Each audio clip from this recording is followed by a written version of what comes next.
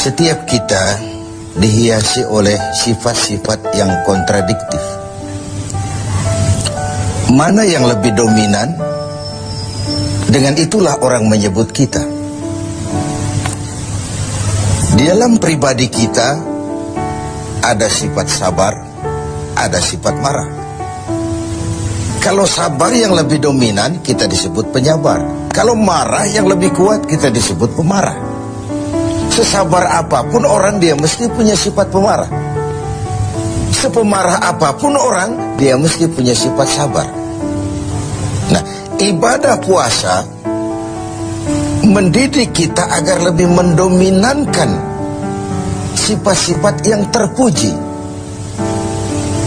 sifat-sifat yang mulia. Salah satu dari sifat itu adalah sabar. Sebuah hadis baginda Rasul menyatakan, as-siyamu junnatun, fa idza kana yaumus siyami ahadikum fala yarfus wa la yafsuq wa in sabahu ahadun aw qatalahu falyaqul inni shaim inni shaim. Puasa adalah dinding, benteng. Apabila salah seorang kamu tengah berpuasa, janganlah berkata keji, berkata kotor. Kalaupun ada orang mencaci maki dia atau mengajaknya dia berkelahi, bertengkar, hendaklah dia berkata, maaf, saya sedang sabar. Maaf, saya sedang sabar. Perlu benteng dalam kehidupan ini supaya kita tahu diri. Mana coupling yang boleh kita langkahi, mana yang tidak. Mana hal yang harus kita lakukan, mana yang tidak. Bahwa kita mau cepat naik pangkat, boleh, tapi harus ada sabar, ada cara. Bahwa kita kepengen cepat jadi orang kaya, boleh, tapi sabar, ada cara. Seperti kita puasa sekarang ini, bahwa perut ini sudah melilit, tenggorokan sudah kering bukan main, ada, boleh, sabar, ada waktunya. Bahkan luar biasa dilatih sabar pada saat kondisi sedang peka. Dalam keadaan lapar dan haus, orang itu kan peka. Sedikit tersinggung temperatur naik. Dikala itu orang diperintahkan sabar. Kalau perut kenyang, tidak haus, uang ada, badan sehat, disuruh sabar, sabarlah orang. Tapi pada kondisi yang peka seperti ini, 1 bulan ini untuk menghadapi 11 bulan sesudahnya, bagaimana sabar bisa menjadi bingkai kehidupan kita. Sabar di dalam mencari harta, sabar di dalam mengejar karier, sabar di dalam mengembangkan nilai-nilai luhur. Sehingga dengan adanya bingkai kesabaran ini, hidup kita 11 bulan sesudah Ramadan nanti dihiasinya dengan nilai-nilai yang indah dari bentuk kesabaran. Kemudian, kapan kita harus melaksanakan sabar itu? Umumnya di 3 tempat. Pertama, sabar dalam melaksanakan taat. Sabar dalam melaksanakan apa yang diperintah oleh Allah. Karena pada saat kita sudah mengikrarkan diri, bersedia menjadi pelaksana perintah Allah, kala itulah cobaan, godaan, tantangan, rintangan selalu datang. Iblis, musuh utama kita, tidak pernah berhenti sekejap pun. Tiap kali kita berencana untuk melaksanakan taat, tiap saat itu pula iblis mengatur rencana bagaimana menggagalkan ini. Kita ingat dalam sejarah kurban, ketika Ibrahim diuji oleh Allah, turun perintah menyembelih putranya, ujian melaksanakan taat. Ialah kalau orang lain, anak cuma sebiji mata wayang, buah hati belahan jantung, pelanjut cerita, penerus sejarah, sudah lama diharapkan. Turun perintah seakan Tuhan ingin berkata, Ibrahim, kau memang cinta kepadaku, tapi setelah kau punya anak, masuk cinta anak ke dalam hatimu. Ayo buktikan, mana yang lebih besar, cintamu kepadaku atau cintamu kepada anakmu? Sembelih anakmu. Ketika Ibrahim akan melaksanakan perintah itu, iblis ngatur strategi. Ini gendeng ini Ibrahim, luar biasa. Kalau tiap orang punya iman seperti ini, kata iblis, nggak ada teman kita di neraka. CS kita nggak ada sudah. Ini harus digagalkan. Datang iblis menggoda Ibrahim. Kenapa mau kau sembelih anakmu? Perintah Tuhan. Tuhan cuma sentimen sama kau Ibrahim. Dia tidak kepengen kau punya keturunan. Jangan dilaksanakan. Tidak ada urusan sama kau iblis. Ini perintah Allah. Mundur. Gagal menggoda Ibrahim. Iblis pindah menggoda Siti Hajar. Barangkali perempuan lebih mudah, karena perempuan umumnya lebih panjang rambutnya dari pikirannya, lebih peka perasaannya. Hajar, kau tahu anakmu mau dibawa kemana dengan suamimu? Mau disembelih. Masa sih kau sampai hati menyembelih anaknya sendiri? Katanya itu perintah Tuhannya. Oh, kata Siti Hajar, kalau ini perintah Tuhan, jangankan cuma anakku Ismail, aku pun ibunya mau ikut disembelih. Tidak ada urusan sama kau. Minggir. 2 kali kecewa iblis. Gila ini. Dikira perempuan imannya lemah, malah lebih hebat lagi. Tanggung-tanggung mau ikut disembelih sekalian.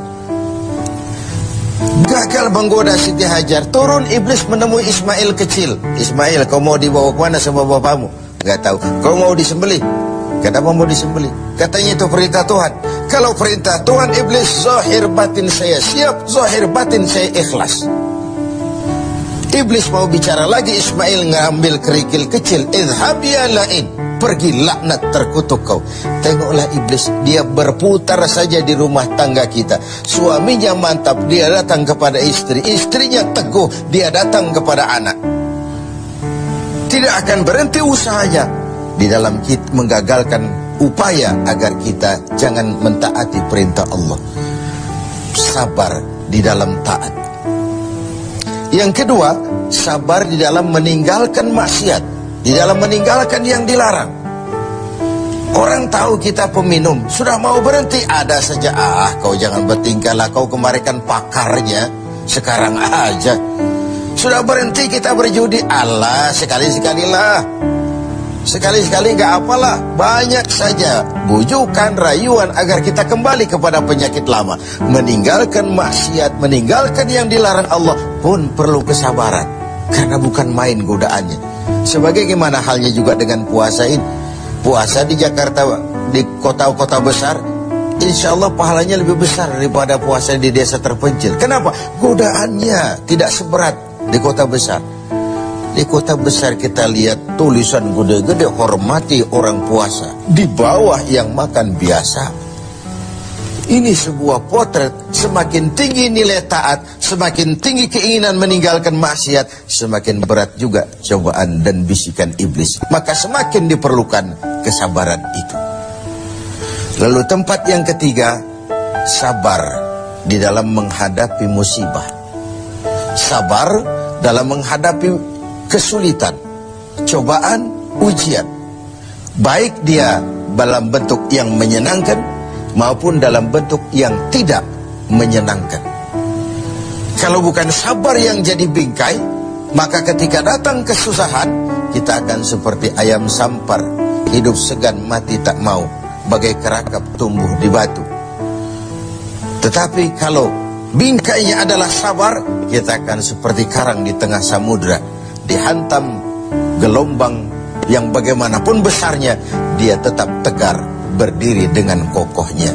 Begitulah orang-orang beriman yang diberikan bingkai sabar sebagai hasil pelaksanaan ibadah puasanya. Nah, sabar ini tentu tidak ada habisnya. Pada tatanan dan situasi tertentu ada batasnya memang, tapi secara umum tidak boleh kita berkata habis sudah sabar saya. Ya mungkin dalam hal itu, tapi dalam hal lain tidak boleh sabar itu habis dalam kehidupan kita.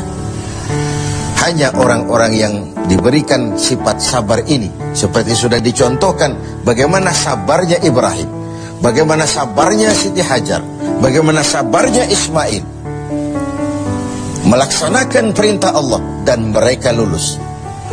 Lalu Ismail selamat digantikan dengan seekor kambing kibas. Dan kemudian Ibrahim diberikan lagi kegembiraan dengan beroleh seorang putra lagi yang bernama Ishak. Inilah hakikat sabar dalam taat. Tidak akan rugi orang yang mau berkorban. Ibrahim siap menyembelih Ismail. Ismail diselamatkan oleh Allah. Kemudian Ibrahim ditambah karunia seorang putra yang bernama Ishak.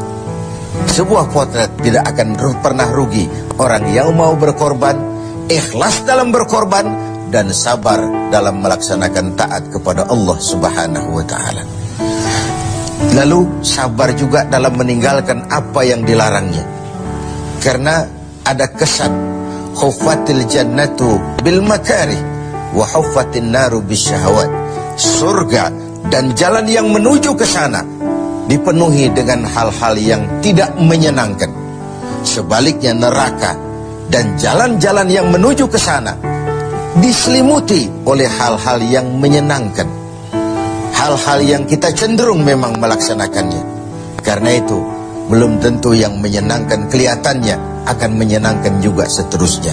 Pandai-pandailah kita memilah dan memilih antara keuntungan jangka pendek dengan kerugian jangka panjang, atau kerugian sesaat tapi menguntungkan pada kehidupan jangka panjang.